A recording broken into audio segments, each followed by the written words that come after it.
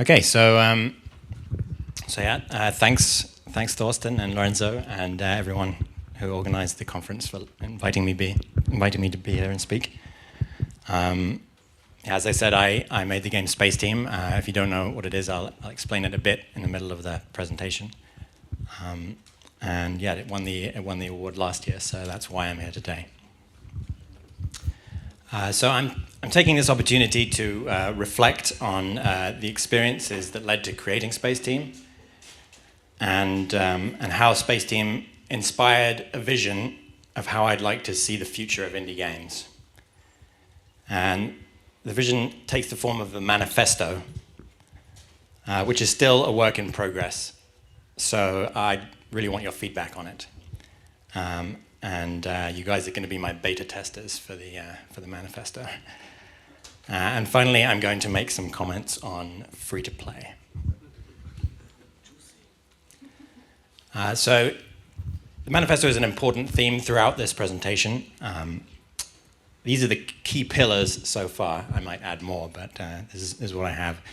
I'm going to flesh them out over the course of the talk. And by the end, hopefully, you'll have a better idea of what they mean. But very briefly, they're all responses to problems that I see with the industry today. Freedom for creators comes from this problem of people being restricted by current business models, the way we sell games. I think creators need the freedom to experiment. They need the freedom to fail. They need the freedom to express themselves. And the existing business models are quite often hard to do these things. Freedom for players comes from a more personal problem of games too often telling the player exactly what to do and not letting them discover games by themselves and play in their own ways. Freedom for games is the one I expect to be the most controversial because I'm referring to games actually being free of charge.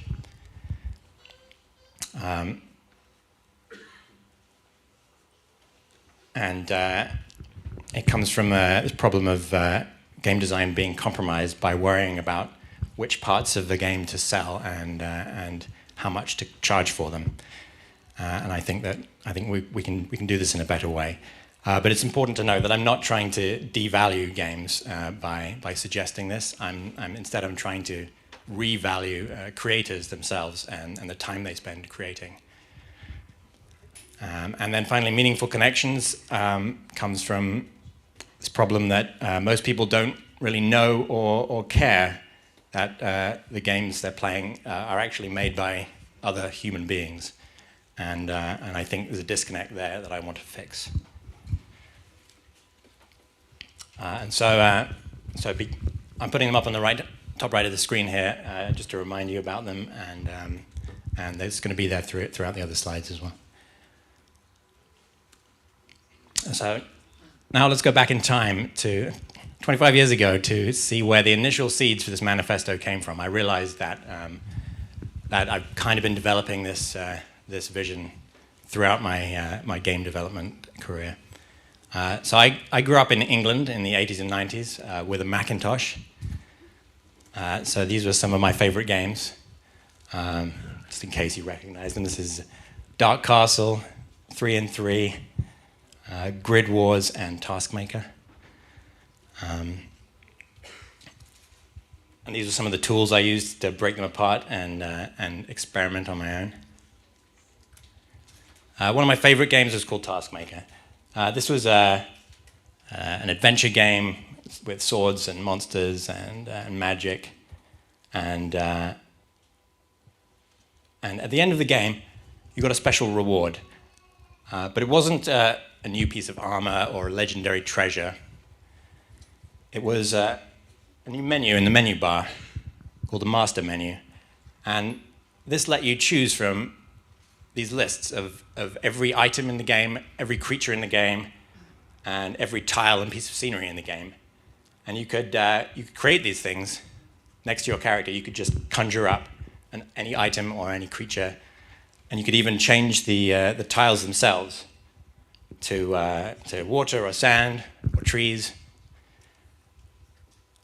this was pretty formative for me because I realized that I could actually change the world one tile at a time.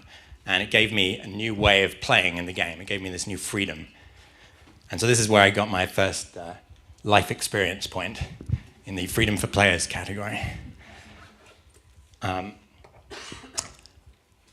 So yeah, it allowed me, it felt really powerful. But I decided, I realized that it was too slow. I wanted to, changing the world one tile at a time was too slow for me. I wanted to create whole worlds. And so, with the help of my dad, because I was only like 12 years old or something, my dad is actually here in the audience today, by coincidence. I created a level editor for Taskmaker using HyperCard. And there was one missing piece that I had to write to the designer of Taskmaker to help me solve. Not only did he help me with it, but he was so amused that I was hacking his game for good instead of evil that he sent me a free copy of the latest version of Taskmaker, which was in color. So it was very exciting. And this was my first real reward for work that I'd done for my hacking. I realized at this point that maybe I could turn this hobby into a career. So it was my first payment, if you will, and I did turn it into a career, as I'll get to. But moving on, 5 years later, the timeline is very rough here. So I have a confession to make. Spaceteam is actually not my first independent game. I like to say that, but back in high school, 20 years ago, I made another game for the Mac, a puzzle game called Squish. This is the main character, and it looks like this because it was very easy for me to draw him. He was just a sphere with eyes on it. The game looked like this. It's kind of inspired by Lemmings, and you sort of had to build the level and help Squish get to the exit. And it was shareware, which means that you could play the first few levels for free. And if you liked it, you could send me an order form in the mail with $10, and I would send you the full game. And by send you the game, I mean that I had to copy it onto floppy disks and print out labels for the disks and stuff it into an envelope and then send it. So this was a long time ago. We didn't have easy access to email and the internet. So I was kind of surprised to get any orders at all, but I was even more surprised by the kinds of orders that came in. I mean, this was kind of a game for kids. I liked playing it, but I would get these really cool letters. It's kind of hard to see because of the contrast, but there are drawings here. Like the parents would write a comment or a little message, and the kids would make these drawings, and there'd be drawings of Squish and the levels, and this last one, it's very hard to read, but yeah, it says something like, McKinley and I really love playing your game. He's 6.5 years old. When he realized that we were playing a demo, he insisted on using his savings to buy the full game. This was really important to me. I still have these letters, and they gave me my second experience point in what I call meaningful connections.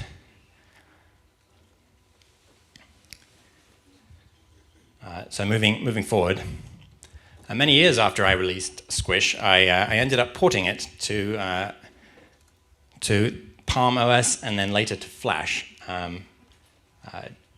Basically just as experiments, as practice. Neither of these projects made any money at all, but they were very different platforms, so I learned a lot about working in different environments, and I became a better programmer because of it. And then there was a very ambitious project called Peregrine that I was planning to finish in 4 months between university terms while living at my parents' house.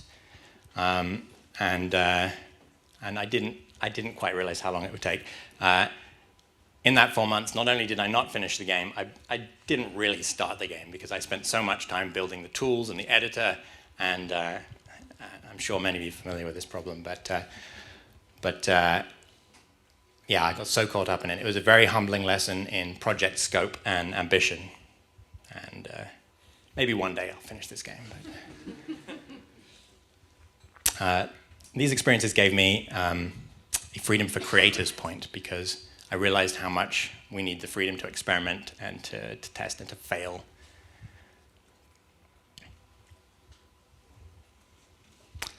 Chronologically, this is roughly when I spent 10 years in the AAA industry making big games for Irrational and BioWare. These are some of the games I worked on. But I'm not really going to talk about this today. I was a user interface programmer, mostly. That was my specialty. That becomes a bit important later on. But yeah, then in 2012, I quit to go indie full time. I saved up some money so that I had this buffer. I had a year of savings, so I knew I could at least do something. If my games totally failed, then at least I would have spent a year doing something I loved. And so my first project was Spaceteam. I started with something small because I realized that if I started with my big project, I'd probably never finish it. A year would go by, and I would be very depressed, and I'd go back to work and sulk. So if you don't know Spaceteam, it's a cooperative shouting game where you work together with people in the same room, as you can see in this photo, to stop your spaceship from falling apart. The game usually lasts about 5 minutes, and you always lose. So before I tell the story of what happened next over this past year, I want to put it in perspective and show how these pieces of history played a role in Spaceteam's creation. So you already know that it wasn't my first indie project. In fact, I had made this previous indie game 3 times over, and not only that, but one of the platforms was the Palm, which was a mobile device, kind of like an iPhone. Spaceteam is played on iPhones and Androids, so that played a role. I had learned this valuable lesson about scope, and so I was determined to keep Spaceteam as small as I could and get it out quickly and not spend too much time on it, make it a simple premise. Not only that, but the most recent 2 games I worked on, Dead Space 2 multiplayer and Mass Effect 3 multiplayer, were both networked games. Now, I didn't work on the networking code myself, but just being around the rest of the team, I learned some important lessons about problems with networking and solutions. So that helped me make Spaceteam. And also throughout my career, my specialty was as a user interface programmer. And if you haven't already noticed, Spaceteam is almost entirely user interface. So yeah, these things. So even though Spaceteam was a pretty simple concept and it only took me a couple of months to do, it's you can kind of think of it as a culmination of 20 years of my life. So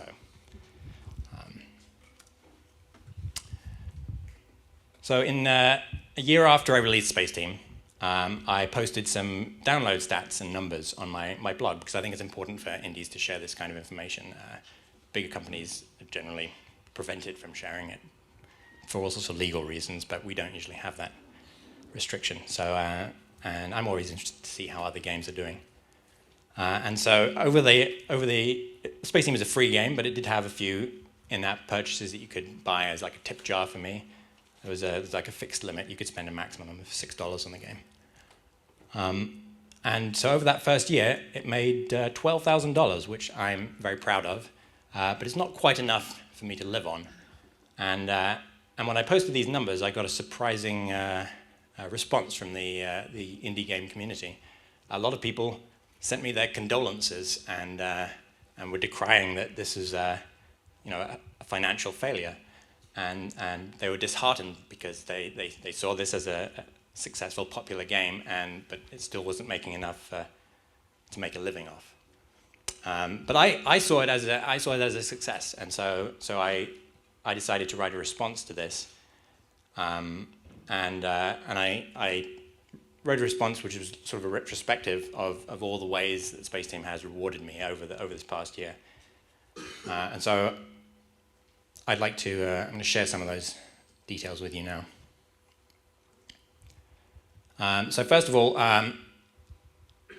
I was invited to more than 10 different conferences across North America and around the world to show the game and to talk, to participate in competitions.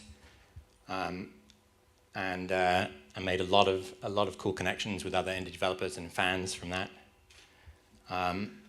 It won 4 big festival awards and many smaller awards like Editor's Choice, things from other magazines.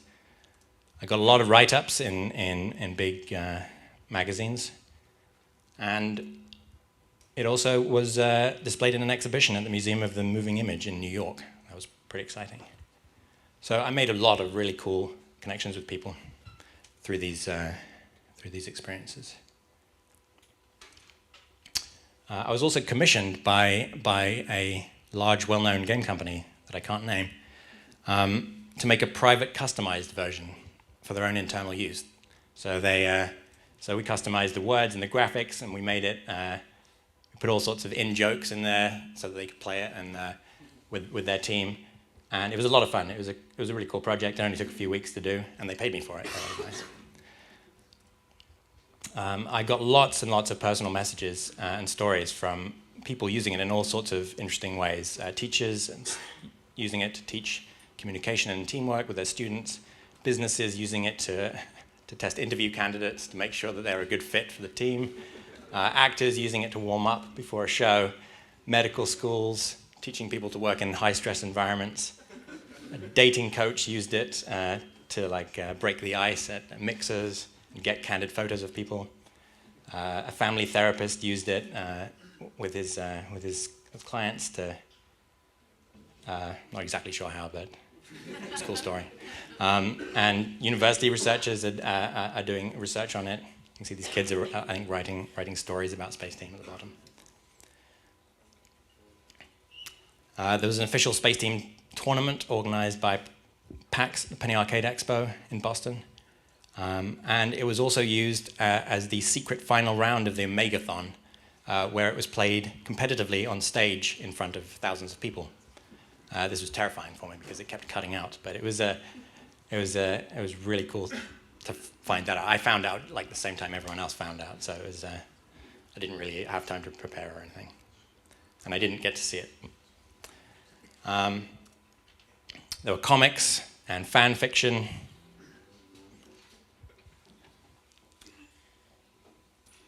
There was a music video, fan-made music video, a custom-made arcade cabinet for an event. There's a physical game inspired by Spaceteam with actual dials and buttons and switches. I still haven't played this, but it looks amazing. And here are some people dressed up as Spaceteam characters. It's had over 1 million downloads, lots of 5-star ratings, often from people who claim to have never reviewed a game before, but they felt compelled to for Spaceteam. So this is what I was seeing from my side, and I realized that no one else really saw this detail. They might read about it somewhere, but and so I saw it as an incredible success. Oh, actually, there's one more thing, which is that volunteers offered to translate the game into many languages: French, German, Spanish, Italian, Russian, Japanese, Hebrew, and more. And if you didn't already know, the German version is now out. And I think I fixed the final adjective bug, so you have to let me know how good the translation is. And at this point, I'm supposed to say, und denkt dran, zusammen zu arbeiten als ein Spaceteam.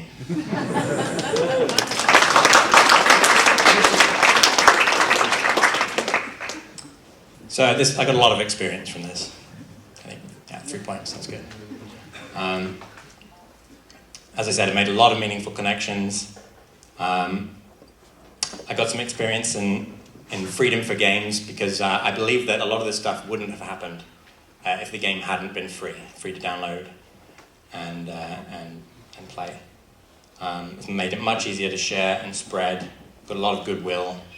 I really don't know what would have happened if you had to pay $1 just in order to try the game, because you have to play it with other people. Freedom for creators. The year of savings that I had allowed me to build whatever I wanted. I knew it didn't have to make money. It gave me the freedom to express myself. I could build like the director's cut, basically. I could put personal jokes in the game. I didn't have to worry about how to sell it or whether people would like it. It was really just a practice project. So I could learn iPhone development. And yeah, the fact that I could build the game I wanted to build meant that it was easier to make meaningful connections with people because they were connecting to me instead of my business model. And so my original plan for Spaceteam was to be the free game that would then sell my future games. I would point to it and say, hey, here's something I made for free, check it out, and now buy my next game. But because of all these amazing experiences that came out of Spaceteam, they were inspiring to me, and I decided that I wanted to keep making free games. But I still needed to get paid, so this was a bit of a paradox. But I decided that must be some way to solve this. I have this audience already, and maybe they can help me make another game for free. And so the last week I launched this Kickstarter campaign called the Spaceteam Admirals Club. It's still live, but I'm not going to lock the door and force you all to contribute to it. It's about, instead of being about a specific game, or even being about Spaceteam directly, it's about supporting me for a year directly as a developer, and I'm going to keep making games for free.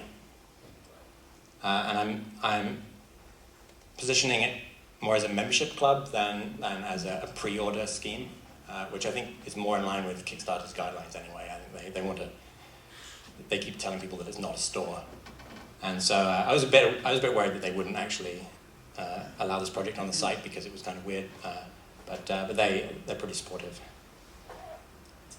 So and it's important that these games are going to be free for everybody, not just the people who contribute to the Kickstarter. So I make that clear in the video. So that brings us to the Manifesto, because it's kind of started getting developed as I was building the Kickstarter. So I had a message to send. I needed to give a good pitch to convince people that this was a good idea, and that they had to trust me because it wasn't one specific game. And so yeah, this is the way I would like to make games going forward. I hope this works, but I'd like to try to convince you that this is a good idea. So we've already seen how freedom to express yourself as a creator is important. But yeah, I also want to emphasize the freedom to experiment. When we're exploring new ideas, we need the freedom to try crazy things, to iterate, to throw things out, and start from scratch. It's just part of game design. It takes time, and the end result might not be what you expected. So that's why I wanted my Kickstarter to be for 1 year instead of about one specific game. And most game companies, you need to do this as well. You need to experiment. You need to fail. But and the way you fund that is by making at least one mega hit that then subsidizes all the other work that's involved. Not just the other failures, but also the experiments leading up to the next success. And that just seems wrong and unsustainable. And I think we can do better. So freedom to experiment, freedom to be yourself. Freedom for players means a few different things to me. First, it means to be able to play in different ways. And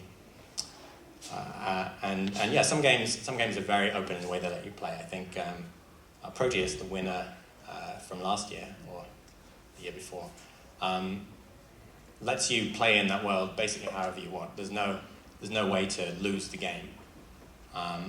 And interestingly, in Spaceteam, there's no way to win the game. But yeah, after I played the Task Maker, it gave me the freedom to play with the world itself and create things. I'm doing something similar with the Spaceteam Lexicogulator, where I'm going to give it's one of the rewards for the Kickstarter. It lets people edit the word list in Spaceteam itself, so you can change what you can make the game about. Medical team, business team, or family team. Maybe, you know, your own family jokes, whatever.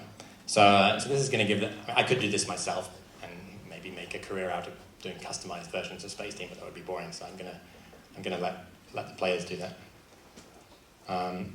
Another example is the slime in Spaceteam on the panels. I intentionally didn't tell people that you could wipe the slime away because I wanted people to discover it for themselves. Eventually, they're going to hit a panel because it gets pretty crazy, and they're going to notice that, you know, where they put their thumb or their finger, the slime has disappeared, and that's a pretty important moment, I think, when people realize that, and it makes them want to play again. It makes them want to suddenly they have this new ability in the game they didn't before. But if I'd given them a tutorial at the beginning that says, this is how to play, wipe the slime here, you can fix the panels like this with like overlays and stuff, I think it would take some of that freedom away from them. And as another example, in my upcoming game, Shipshape, you build spaceships with these square tiles on a grid like this, and so I was thinking of having a rule where you can't put two thrusters next to each other like this because the exhaust needs somewhere to go, and so it would be silly. And so there's one way I could solve this is to show in the UI that, oh, here I can't put the thruster here, but I can put it in these two spots, and then, you know, it makes sense that people would learn the rule that way. Alternatively, the way I'm thinking of doing it is by just letting them put two thrusters next to each other and suffering the consequences. I think this way is much better. It's fun to play with. It lets the player discover the rule rather than just reading it in a tutorial somewhere. And when they learn it like this, they'll remember it. So freedom for players is important. I think we need to let players learn through discovery, get rid of hand-holding tutorials. There are many kinds of play. You can play with the game, you can play outside the game. Freedom for games. I want to make my games free of charge. This isn't going to work for everyone, but I think it works well for certain kinds of games, especially like local multiplayer games like Spaceteam. And yeah, I want to emphasize again that I realize some people might be worried that I'm devaluing games. I mean, people talk about the race to the bottom in the App Store, but I'm trying to promote the value of the creators of the games and the value of creation itself, even if that creation doesn't lead to a finished game, even if it's just an experiment or a failure, it's still valuable. And making games free has some obvious benefits, like accessibility. The game is suddenly able to be played by many more people. You don't have to worry as much about piracy or clones or secondhand sales or DRM, all that stuff. But it also ties into freedom for creators, because you don't have to worry about which parts of the game, how to charge for them, you know, whether to add some kind of coins. I thought for a long time about how I could charge money for Spaceteam, and had many ideas, but none of them seemed good. They all seemed like cheating to me. They all seemed like I wasn't being honest.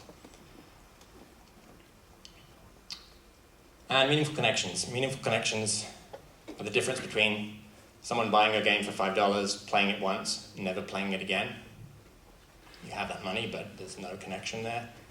Or someone giving $5 to support your Kickstarter campaign because they believe in what you're doing. That's a meaningful connection, and these connections are incredibly important, and they open up opportunities, and you can make new friends. Meaningful connections are amazing.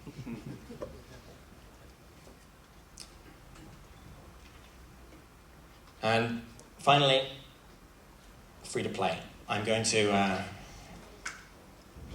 This term is when it's used to apply to games, it evokes this sense of exploitative microtransaction business models, and it generally leaves a bad taste in people's mouths.